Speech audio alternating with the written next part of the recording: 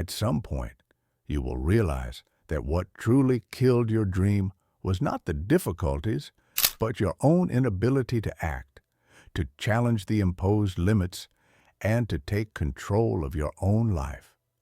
Nietzsche, however, teaches us that passivity is not just a mistake, but a betrayal of our deepest essence. For him, living passively is to deny what is most vital within us, the will to create, to reinvent ourselves, to challenge the world, and to find our true strength. He believed that human beings were not made to follow pre-established rules, but to forge their own paths, often through pain and sacrifice. Life is not easy, and passivity prevents us from growing, innovating, and transforming into who we truly are. What does not kill me makes me stronger, Nietzsche said, showing that pain, conflict, and difficulties are, in fact, the ground where we cultivate our true strength. Passivity disguises itself as comfort. It presents itself as a way to avoid conflict, to seek stability. But deep down, it is one of the greatest traps we can fall into. In a society saturated with distractions and external pressures, whether from social media, workplace expectations, or the constant pursuit of recognition, the temptation to live passively is immense. We live in a world where success is measured by appearance, by immediate results, and by conformity to what is considered normal or acceptable. But Nietzsche teaches us to question all of this. He challenges us to go beyond superficiality, to not settle for a life that does not resonate with our deepest essence. For example, think of someone who spends their life following a path that was never truly theirs, simply because their parents expected it of them.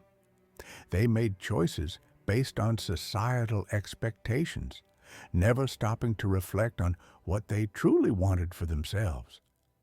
This person may even achieve success, but it will be an empty success, devoid of meaning. They may succeed in what others expected of them, but they will not find true fulfillment because they did not build their life according to their own values, desires, and passions. Nietzsche tells us that to achieve true greatness, we do not need to follow established patterns. We must create our own. Do not try to become a man of success, but a man of value. He is not speaking of wealth or fame, but of living a life that has meaning. He invites us to seek what is genuine and authentic, to create something that truly holds value for us and for others. When we live according to our own convictions, success ceases to be an external measurement and becomes a natural consequence of our true essence. He also teaches us that passivity is the enemy of progress. We cannot wait for things to happen on their own.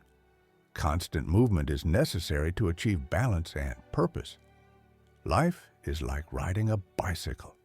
To keep your balance, you must keep moving, said Albert Einstein. This means that even in adversity, we must continue seeking, growing, and acting. Life does not wait for anyone. It demands that we stay in motion. If we remain still, complacent, we will be consumed by passivity. Now, I ask you, are you willing to take control of your life? What truly matters?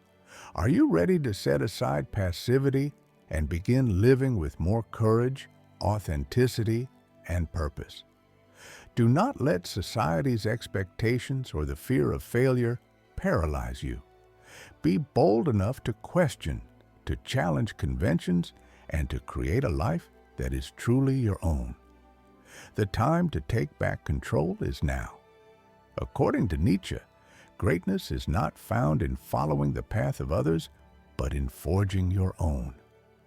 True greatness, in his view, does not lie in blindly obeying norms or in walking a path already paved by others.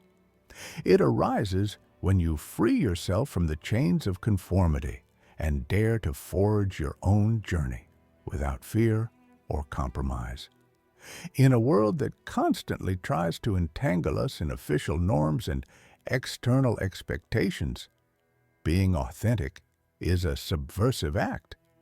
The most surprising thing is that most of us live as mere shadows of ourselves, following a predetermined route as if life were a play with a script already written. How many of us have drifted through life without ever questioning who we really are, limited by the voices that tell us what we should be?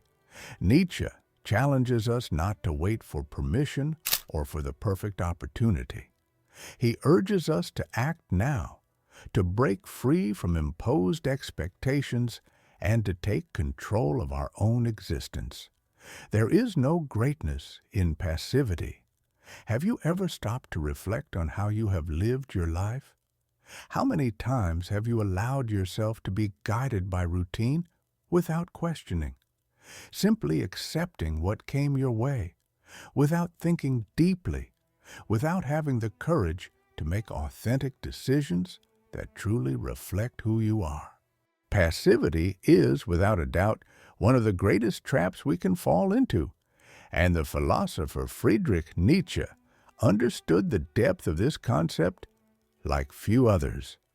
For him, living passively is not living. It is merely existing, reacting to the world around us without connecting to what truly matters: our freedom, our essence, and our purpose. So the question is, how do we overcome passivity and take back control of our lives? How do we live authentically and consciously? Nietzsche challenges us to question everything: our beliefs, our values, our way of life, and even society's imposed concepts of success and happiness. He believed that most people live in a state of passivity, simply accepting the rules that the world imposes without ever questioning them. In his words, true freedom lies in creating our own values, in becoming the most authentic version of ourselves, and in not yielding to the pressure of the collective. Become who you are. This is his ultimate call: to stop living the lives of others and begin living our own, free from external constraints. But let's reflect. How many times have you stopped doing something important out of fear of what others might think? How many times have you conformed to the opinions of others, accepting a way of life that is not yours? This is passivity, when we stop being the protagonists of our own story and become mere spectators. For example, imagine someone who always dreamed of being an artist but settled for the security of a job simply because society says it is safer to live that way. By surrendering to passivity, this person gradually postpones their dream, drifting further away from their essence and true purpose.